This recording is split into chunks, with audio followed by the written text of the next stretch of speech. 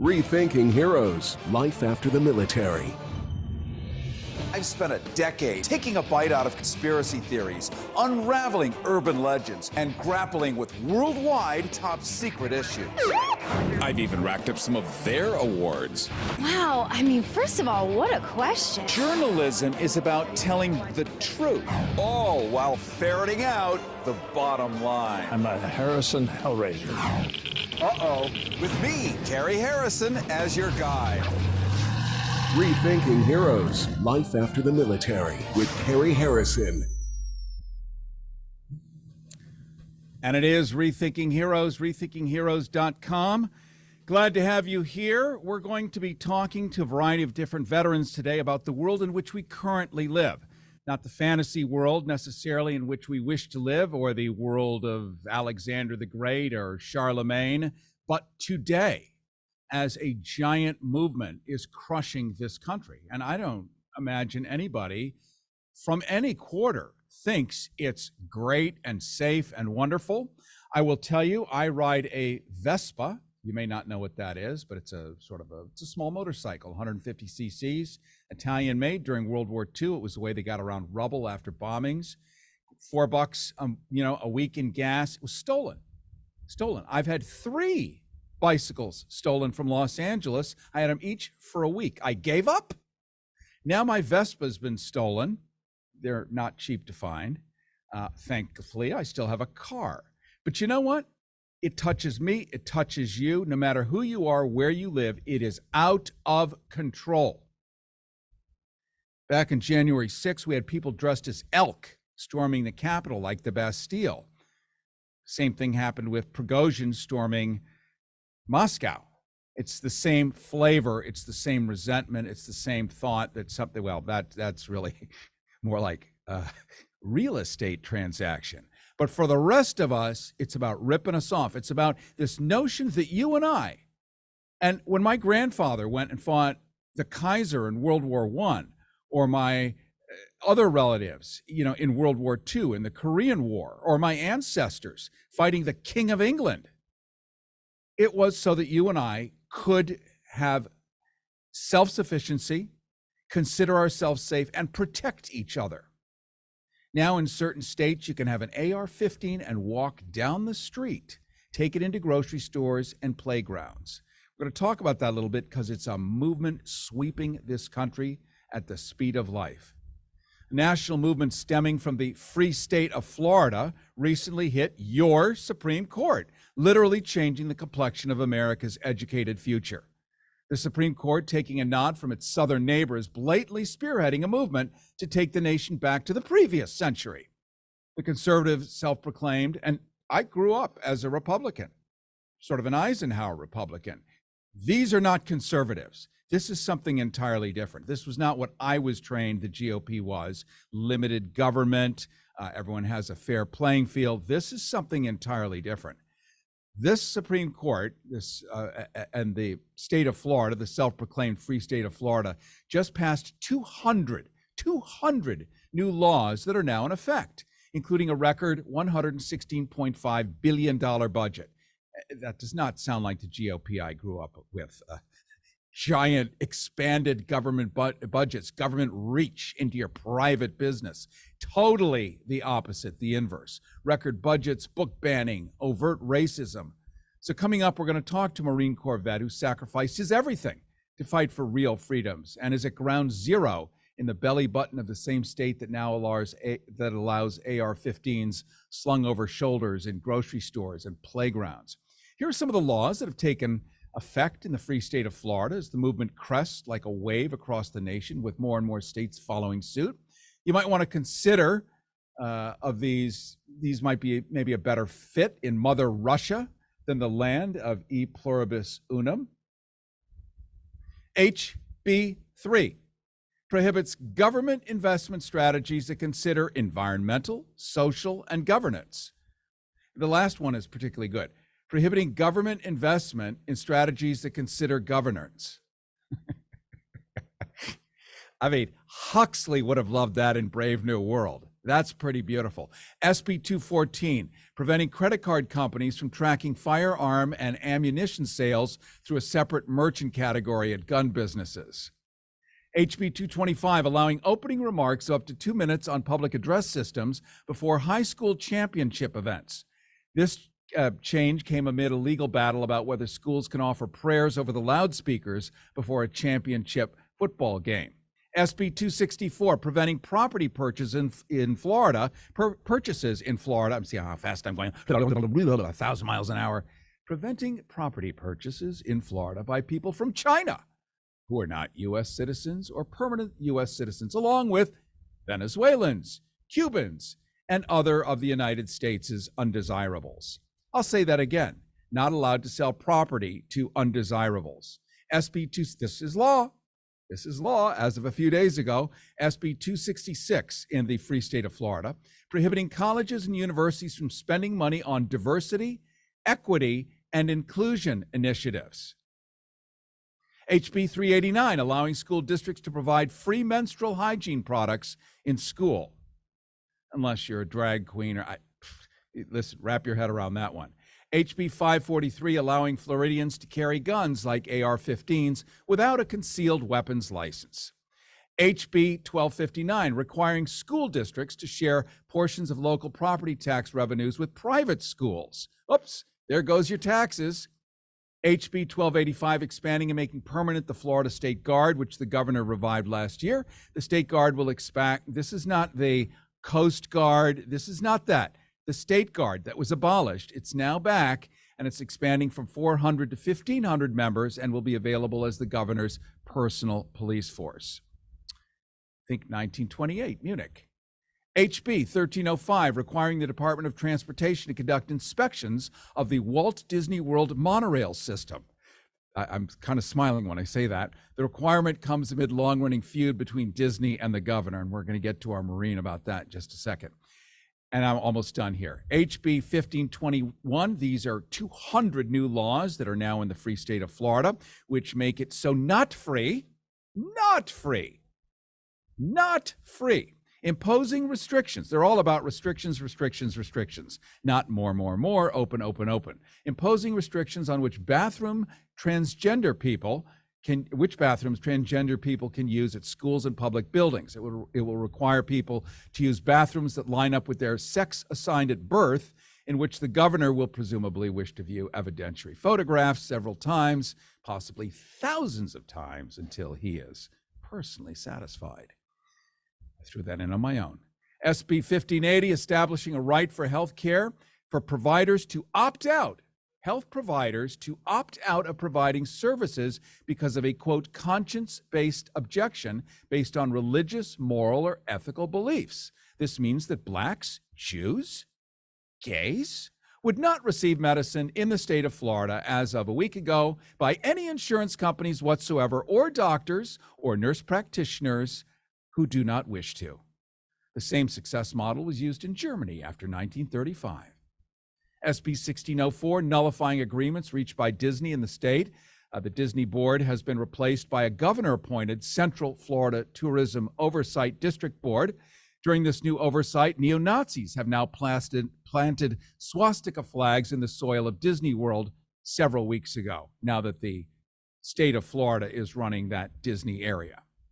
Finally, SB 1718 provides $12 million for a program that allows Florida to transport migrants to other parts of the United States, creating miniature Warsaw ghettos reminiscent of the good old days. So, how does all this shake out with a patriotic Marine living at ground zero of these events? Events which, by the way, were cleverly crafted in Budapest, Hungary, by the fascist dictator Viktor Orban and introduced to Florida's governor in 2021. Millions are frustrated and pissed about how Florida has become Hungary and how flungery, let's invent a new word here today, how flungery is out to harm lots of people, and especially communities that have been given crap for decades upon decades upon decades. Well, Brent Hatley sees this governor as evil, Trump merely a moronic narcissist. A Marine's code of honor and any veteran's oath to the Constitution seem to fall outside the realities of today, realities everyone is forced to live with, and them. And these Marines, these veterans, these people from all stripe of all armed services, they're forced also to deal and reconcile this. Marine vet Brent Hatley found himself in radio and television for 30 years as an executive producer and on-air talent with Howard Stern. He was quite the big shot there for a long time. Bubba the Love Sponge, another big shot if you know anything about radio. Mary Lou Henner. Brett, also a former U.S. Marine in the First Gulf War, has left public life for good, which means he's with us today, and only today, as a one-time personal favor to him and me to talk about issues that are of grave importance to all of us from coast to coast. And I want to welcome you, Brett Hatley, to Rethinking Heroes. Hey, Kerry, how are you, buddy? I am improved by having a Marine standing next to me. If you could kick on your camera, if that's possible, I'd appreciate it. I unfortunately I cannot. I'm at my place of business that is not for public consumption. Got it. Roger that. Well, let's talk a little bit. You're in ground zero in the state of Florida. We just read off a bunch of new laws that would fit Russia or any of the Soviet satellite countries, Cuba, Venezuela. They would fit them perfectly. But we don't think that that should fit here in the land of e pluribus unum. How, in your view, has the governor's Disney fight harmed the working people in Florida? Well, and thank you for having me on and having this discussion, because in very specific ways, it's going to hurt the average person in Florida. And here's where I think the media fails its listeners and its audience a lot, because they get involved in the food fight and not involved in telling people how it's going to affect their life. I was talking to some, business Republicans just 2 days ago. And they're very upset with Governor DeSantis, because they said that these economic losses that we're going to have from Disney are going to get passed on to you in the form of property taxes, because the state is going to have to make up this revenue that we get from Disney. And not only that, we lost a multi-billion-dollar complex from Disney that would have created around 5,000 jobs in the Orlando area. That all went to California. And that hurts the economy in the state. It hurts the local economy, and it hurts the average person in the fact that their property taxes are going to go up. And even if you live in an apartment, that gets passed on to you by the landlord. So that hurts you in an economy where we have high inflation and people that are under and unemployed that are really hurting. The governor's personal Disney fight is not helping anybody in his state. It's interesting, Brent Hatley, when you talk about that. We know that property taxes in certain parts of Orlando in Orange County have gone up 300%. Those are for people that own private houses, and they're shocked because Disney picked up much of the tab on the infrastructure. That was part of the deal with the Reedy Creek Development District back when Walt Disney cut the deal with the state of Florida to bring in, an international airport and hundreds and hundreds of millions of tourist dollars to pay for the freeways and all the rest of it, so that people wouldn't pay personal property taxes in the state. But now these taxes are localized, and people that have a little one-story cinder block house are paying 300 times that. You're right, the apartments, and for veterans who have a tough go at it already, now we've just jacked up the rent and made it endlessly more impossible, all for political gain. This governor's targeting of the LGBTQ community is going to hurt the state economy, as Tampa and St. Pete and Miami, the three big places of the state of Florida, as their economic engines are driven a lot by those people. Your term as our LGBTQ brothers and sisters, I think most people in the state also follow you on that. How is this governor violating state law with his secrecy? Well, state and federal law. First of all, he's violating the Establishment Clause of the Constitution of the United States, because he's imposing his religious views on the people of Florida and his religious dogma on the people of Florida, because that's the only reason that anybody would have a problem with somebody that's LGBTQ is a religious reason. Because you talk to anybody that's not religious, none of them would ever have a problem with anybody that's LGBTQ. It's all religious. So then therefore it makes it a First Amendment violation. Secondly, he's violating state law because we have a government in the sunshine law here. You can't conduct government in private, and he's conducting government in private.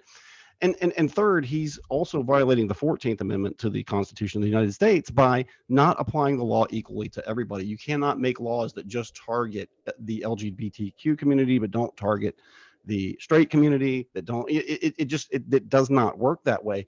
But the big thing is you're somebody that's lived in Tampa, South Tampa, and St. Petersburg specifically. When I was growing up in the 80s, weren't great places, and the LGBTQ community has made these places worth gold. They are amazing places to work. I live in an LGBTQ neighborhood, right in a vibrant one, probably the most vibrant one in the United States, and the most accepting city in the United States. Which is the irony of all this: is St. Petersburg is the most accepting place in the United States, and it's in Florida. But in a city like this, we don't want to lose our LGBTQ people. There's so many businesses. When you go down Central Avenue in St. Petersburg, where there's almost zero corporate business, they're almost all locally owned, and a large percentage of them are owned by LGBTQ owners that really put money into the community. They give people jobs. They can contribute to the overall well-being of St. Petersburg and South Tampa and Orlando and Miami, and this drives the economy here. You know how many LGBTQ Americans and people from around the world come to St. Petersburg to visit because it's so accepting and so friendly. It's a place where you can be yourself and not face any ridicule or hate or violence because of it. We don't want to. That's a huge economic impact for all of us, but also it's a source of pride for all of us in the fact that you can come here and be accepted for whoever you are. And we have friends of ours.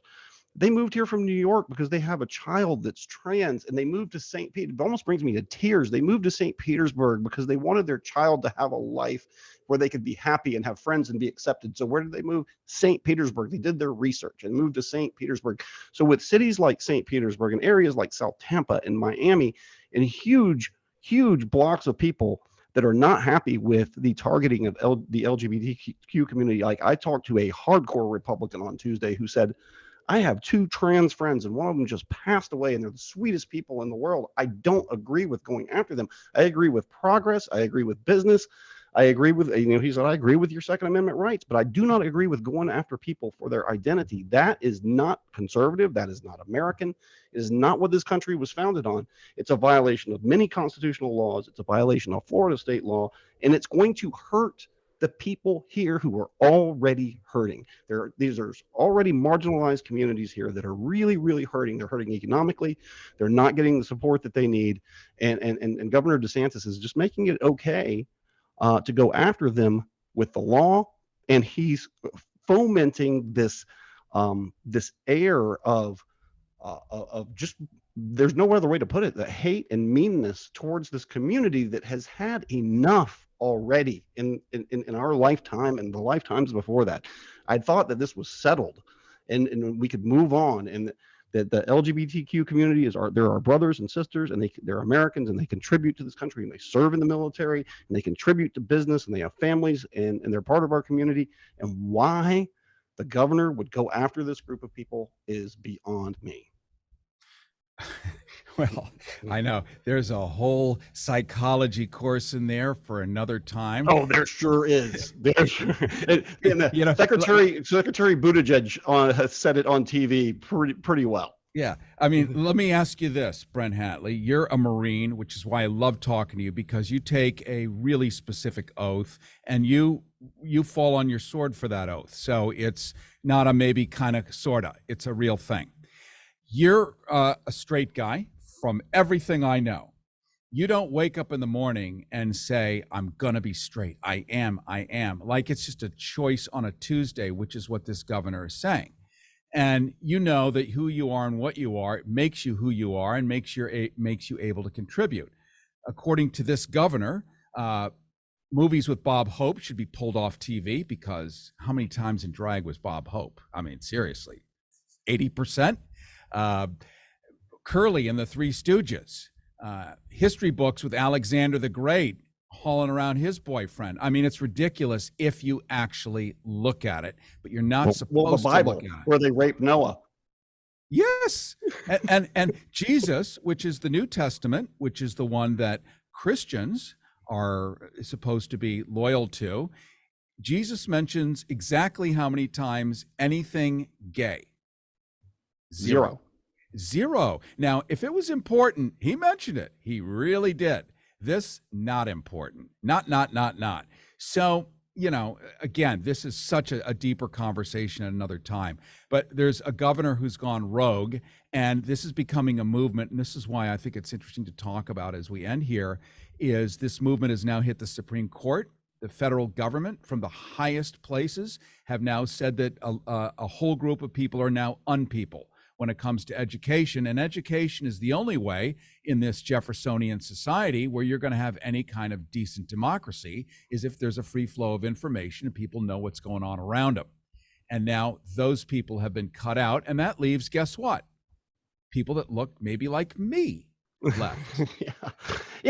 But the encouraging thing about this, now there is a bright side to this, and that is going to backfire on the people that are happy about the Supreme Court decision.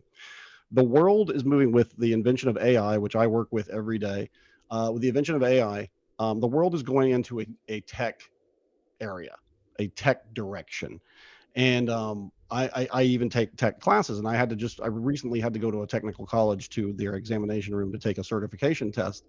And I noticed all of the people that have, anecdotally, it looked like people from marginalized communities, but they're in there in these tech jobs, and the future is in these tech jobs. The future is not going to be going to Harvard or going to Yale or going to Ivy League schools. It's going to be getting certified with IBM and CompTIA and Cisco and learning tech, because that's where the real jobs are.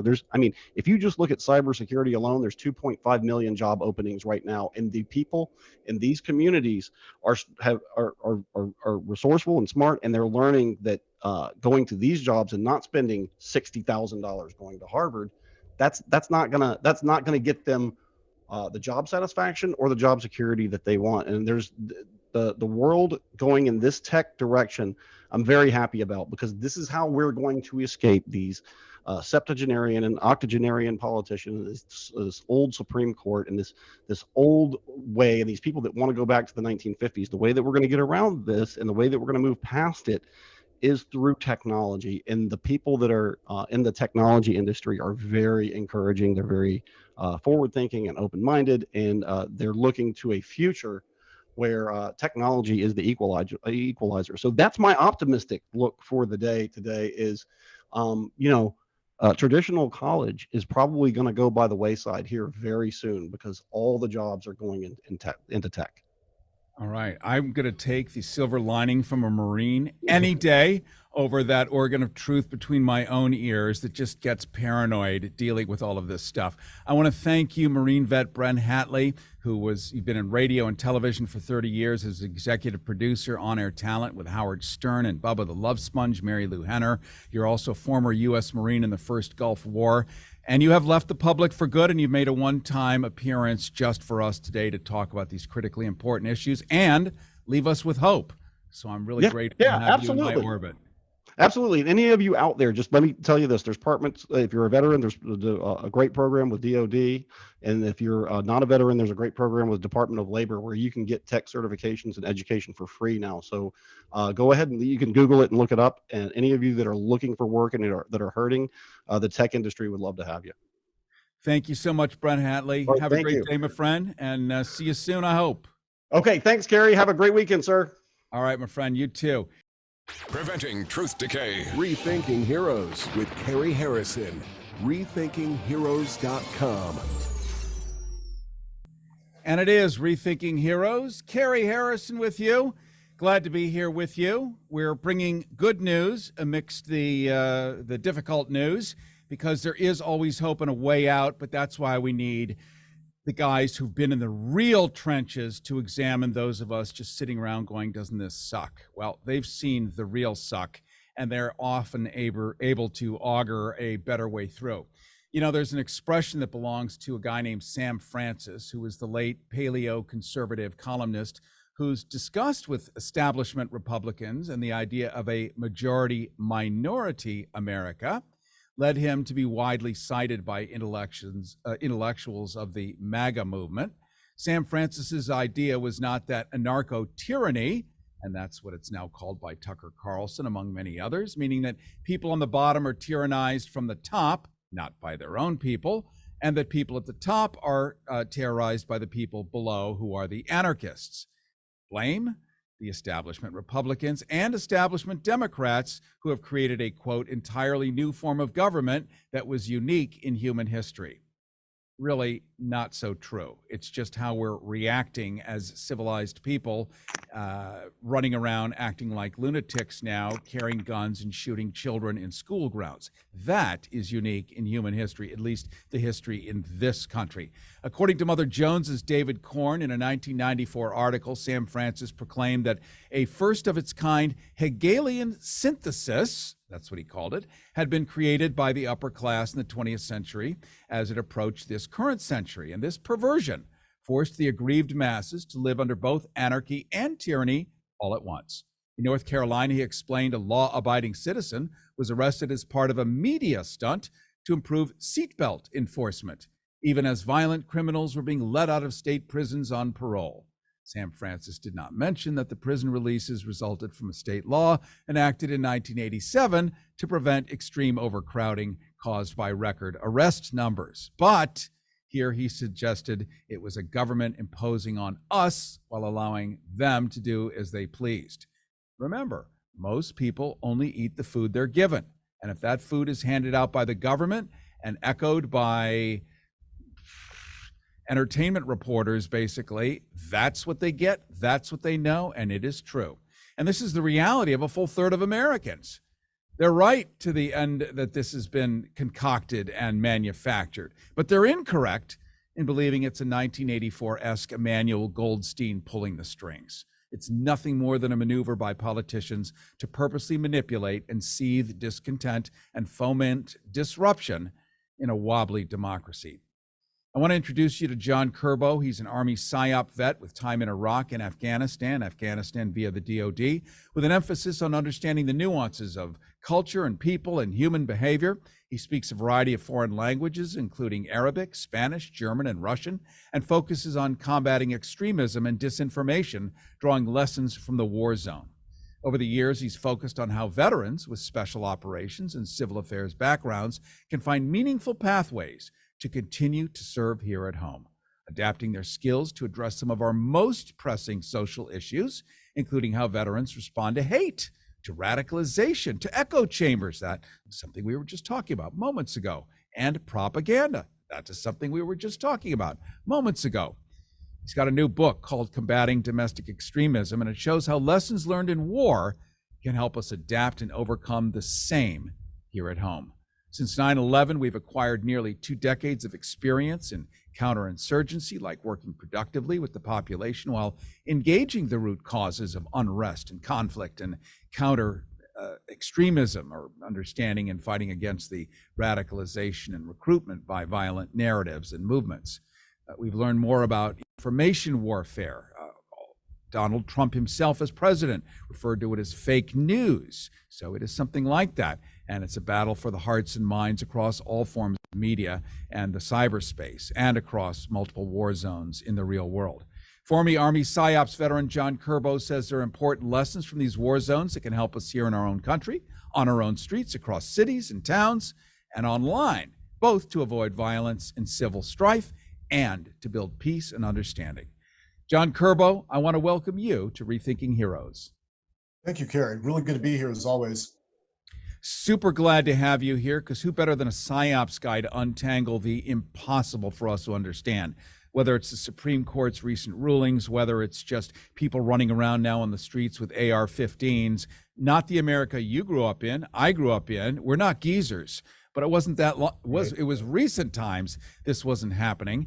Your new book gives the reader a sort of a user-friendly walk through a multiple hotbed of issues using illustrative parallels from your experiences in war zones, as well as from a growing body of research, journalism, best practices. Why now? Why in the advancing 2020s is this important? Well, it's a good question. I think we're reaching a critical mass where understanding ideology, information warfare, the vulnerability of our own minds to be deceived by false information, and the way people group into these moral tribes, and the pathways to radicalization, especially understanding the parallels between the Islamic extremism that I saw overseas and the far-right extremism. There's a lot of parallels in how the psychology of how people are radicalized. Then you have armed militias, insurgency dynamics, conflict on the streets. these have so many parallels to the war zone. And after 2 decades of experience after 9/11, we should start applying those lessons learned to understand how to peacefully engage these problems, and not just through predicting them and understanding them, but also durable long-term solutions, really engaging the tribal warfare and understanding how do we have this conversation to scale outside of the left-right false dichotomy. John Curbo, you were with the Army, you were with PSYOPs. Your job was to actually understand what this means, how it works. Today, our veterans, we have a warrior culture, our patriotism. Why are our veterans increasingly targeted and weaponized? One of the purposes of this show was to humanize and show that a lot of people are entrepreneurs, a lot of people are, most people are decent and valuable like everyone else. We saw January 6th and within the militia culture, like the Oath Keepers and Proud Boys movements, it just screws everything up for people. Yeah, well, there's so many ways our symbols and our image is being weaponized, but the big problem here is the false binary, the false choice, as if something is only good or bad. So you take a word like masculinity, toxic masculinity versus healthy masculinity. Warrior culture should be a good thing. Then you could have a 2x2 table of good traits of warrior culture, like mental and physical toughness, training in, say, Brazilian Jiu-Jitsu or Muay Thai, or being compassionate, helping others, helping build people up. Those are good traits of a warrior.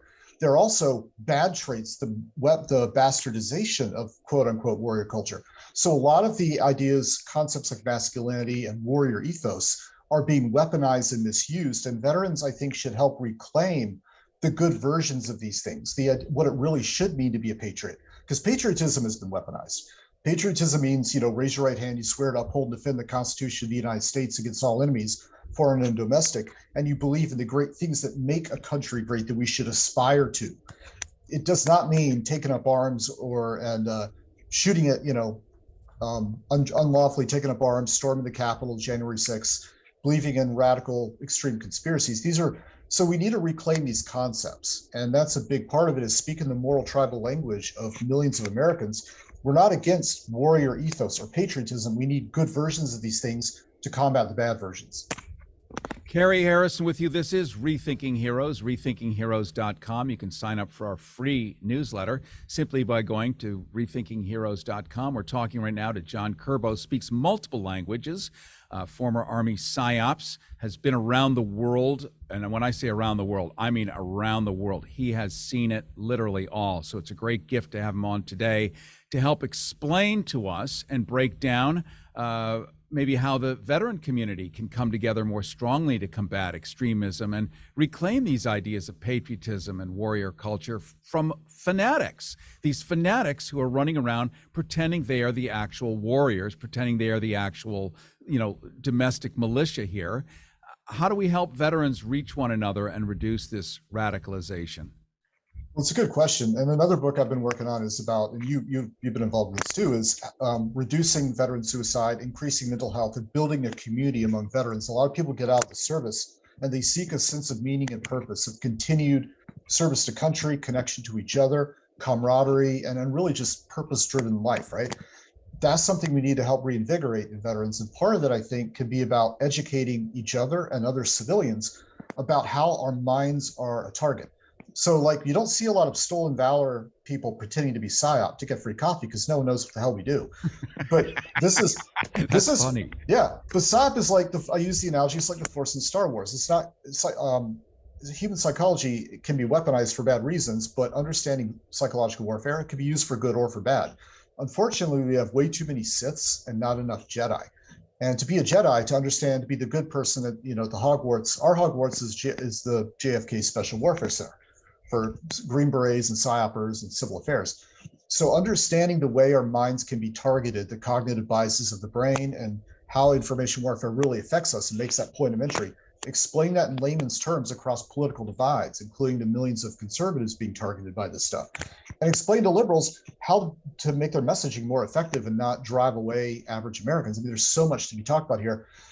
That's that kind of redeeming, that kind of way to fight back, to increase cognitive security, so to speak. That's something we can help each other do, train the trainer. But also, I think veterans, you just touched on something really important. about messaging from liberals. And they hear this over and over again. In fact, everyone screams about the Democratic Party. Why can't it grow a spine? Why does Chuck Schumer pull his glasses to the end of his nose, clutch his pearls, and say he's disappointed when he should be outraged having a fit? So how do, whatever a liberal is today, how do liberals re-message so that it hits the target the way their counterpoints do? Right. It's a very broad question, but I think a lot of it is understanding target audience and understanding that even if you're on the right side of an issue or think you are, you can be in an echo chamber, you can be in a bubble where you understand what you're saying and what your message means, but other people don't. And you can come off the wrong way. And a lot of what liberals say, they hit tripwires and step in landmines that only fuel right-wing culture war. The far right tends to weaponize a lot of the mistakes in liberal messaging. For example, there's what people are really trying to do when it comes to teaching about historic racism in schools, which is very important. I grew up in Atlanta, Georgia. I think it's very important to do that, not based on ideology or indoctrination, but based on accurate history and understanding. But a lot of liberals, fail to clearly convey what they're trying to do, what their boundaries are, what they are not doing, and what they are doing. And, the right wing tends to weaponize that and paint a huge caricature. And they take the most extreme fringe examples of craziness on the left, which does exist, and they make that look like it's the mainstream. That's a technique on Twitter, on Facebook. Russia does it all the time. You amplify the extremes to create flame wars. And then conservatives react and take the bait, and it creates a vicious cycle. So we need to learn to breathe, take a step back and say, okay, let's actually try to talk to each other, figure out what most people are really trying to do, because most people are not fringe on any side. So maybe if I just were to synthesize what you're saying, it sounds like say what you mean what you say, don't say it mean, and be direct. Something that certainly there was an era in school, I was in that era in school, where we were taught to be absolutely accurate. It's like math. You can't, 2 and 4 is never 14. I don't care how you do it. It always has to be 6, period. And the same thing was with language. When we were writing, we had to be accurate. So being accurate is a new kind of bravery, I think, for people who don't define themselves as right-wing or highly conservative. They are very brave, right-wing and conservative, in saying what they mean. But I think people who are somewhere in the middle just want to be more polite. Can't we all just get along? You sort of know what I mean. But sort of doesn't quite, knock down all the bowling pins nowadays. No, absolutely. I think people need to be decisive in terms of what we call left and right limits. Here's what we value, here's what we are trying to do, and here's what we are not trying to do. We are trying to single out real extremists, people with dangerous ideologies who are actively engaging in warfare against the principles of the United States and against the US government and against the American people. That is very different than an average, flag waving American who has a "Don't Tread on Me" flag. A lot of liberals instinctively react to, say, a pickup truck with the "Don't Tread on Me" flag and assume, well, that's an extremist. No. Do a lot of extremists co-opt that flag? Yes. Does that flag tend to show someone to be a little more conservative? Probably. But we need to stop throwing reflexively falsely labeling everyone as an extremist. We need to clearly define extremism and be clear about how we're going to combat that. And this is not a left versus right issue at its core. It's an American issue. It's an issue of core values. And I think veterans can help amplify that message and really lend credibility to it. Thank you so much, John Curbo. Appreciating you coming on Rethinking Heroes. John Curbo is an Army PSYOP vet with time in Iraq and Afghanistan via the DoD, with an emphasis on understanding the nuances of culture, people, and human behavior, speaking a variety of foreign languages, including Arabic, Spanish, German, and Russian, focusing on combating extremism and disinformation and drawing lessons from the war zone. I very much appreciate you coming on. Coming up in just a moment, we're going to be talking Thank you very much. Talking more about this, but the Supreme Court and how that splashes down on you, assuming you are not a monolithic character. You might have a range of motion. And are you in the crosshairs? And what does it mean? Military, civilian, or otherwise? We'll find out in just a moment. We are in complete control. We are Rethinking Heroes with Carrie Harrison. RethinkingHeroes.com. And it is Rethinking Heroes. Carrie Harrison here with you. Don't forget, you can get our free newsletter simply by going to RethinkingHeroes.com, and we'll be able to send you transcripts of these conversations and other things you wouldn't be able to find anywhere else. Also on the Facebook page for KPFK and other places, you will find a video of many of these broadcasts. Well, I want to talk a little bit about the Supreme Court, because what they have done is said that the military is allowed to have complete and total, and should have full, unfettered, and unbridled diversity in the armed forces, because it actually matters and makes things better. However, simultaneously, when it comes to education, it does not make things better. Now, I'm not asking you to come up with a logical syllogism here and find out if P is then Q, because P is Y or K. We don't even know why. But thankfully, we have folks like Kevin Kumashiro, who's the founder of a nationwide network called Education Deans for Justice and Equity, and the award-winning author of 10 books on education. And this matters to you. If you're a vet, if you're a civilian, if you're anyone, if you're running around with $80,000 debt, if you're looking to survive and flourish and navigate the endlessly impossible shoals of the future, you need to have those tools. And if you don't look like a white Anglo-Saxon Protestant, maybe you don't get to play anymore in the sandbox of fun. It violates all kinds of laws. It violates the spirit of the Constitution. But this is not my bailiwick or my wheelhouse. It is that of Kevin Kumashiro. And I want to welcome you to Rethinking Heroes. It's such a treat to be here, Kerry. Thanks so much for having me.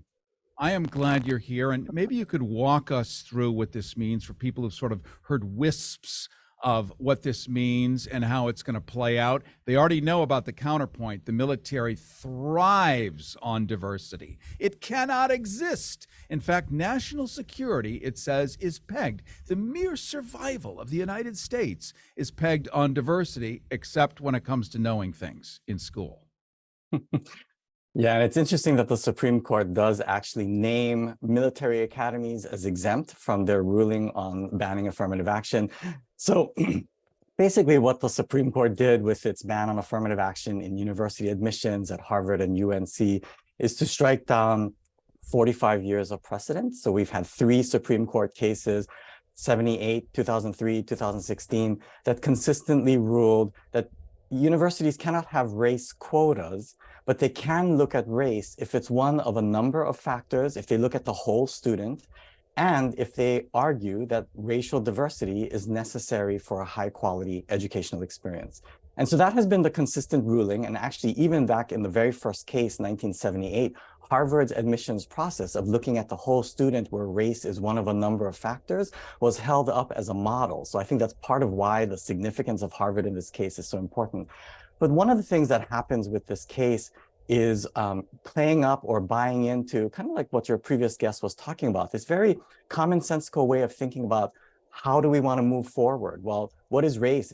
What is racism? It's paying attention to race. And so maybe the way that we should move forward is to not pay attention to race, is to pretend it doesn't exist. This is often called the colorblind narrative or colorblind ideology. You move forward by not addressing race because addressing race is a form of race discrimination. And that's really what this court bought into. It's the message that it was putting forward. And, you know, the reality is that you can't address racism without naming race and explicitly trying to counter it. And so the uphill battle for universities is going to be profound in this moment.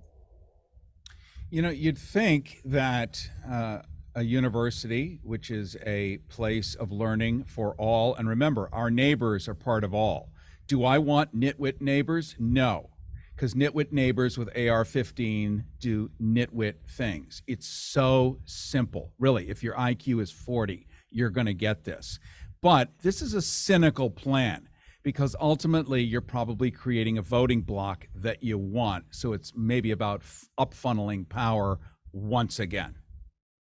For sure, for sure. I mean, there's some parallels with the student debt crisis as well. You know, back in the 70s, we were hearing conservatives talking about how the proletariat, the labor working class, is becoming too educated. And one of the reasons was desegregation. But you know what? Another reason was we had too much free higher public education. And so that's one of the reasons why we began to charge more tuition for public education. It's also one of the reasons why we made more concerted efforts to end mandatory desegregation programs, to end affirmative action programs. People are afraid, people in positions of power are often afraid when the masses are educated. And yet I would argue, as many do, that a central role of educational institutions isn't merely to help individuals to compete in the economy. A central role of schools and colleges in a democratic society should be fueling democracy. It should be teaching us to think for ourselves, to question dominant narratives, and to build towards the future that doesn't yet exist, rather than just simply fit into the world as it currently is. Wow, I could put that in a bottle and seal it up and put that on the shelves of every grocery store, and you just nailed it in a single gulp. Where do we find some of your books so that we can do a deeper dive if we want to? Well, thanks for asking. I mean, my website is kevinkumashiro.com. It lists some of the books. It also lists a bunch of statements that a bunch of scholars have put out there about so many of the controversies that we're talking about today. And I'm going to spell his last name for the people with ears listening to radio. It is Kumashiro, Kumashiro. That's Kevin Kumashiro. And I want to thank you, my friend, for having come on. You are the co-founder of the nationwide network, Education Deans for Justice and Equity, and the award-winning author of 10 books on education. Thanks to you, I feel a little more inspired. My dendrites and synapses are firing in a way that I think even medical doctors might prefer. So I appreciate all your good work. All right, my friend, we'll have him back on again. Carrie Harrison with you. This is Rethinking Heroes, rethinkingheroes.com. Very much enjoying spending time with you. I know these are tough climbs because there's so much content and it's so complex, but it is delicious, nutritious, and it gives you the tools that I need, that you need to survive the impact of the world ahead of us. Looking forward to seeing you next week. And, stay well and stay strong and stay hopeful. Preventing truth decay. Rethinking Heroes with Carrie Harrison. rethinkingheroes.com.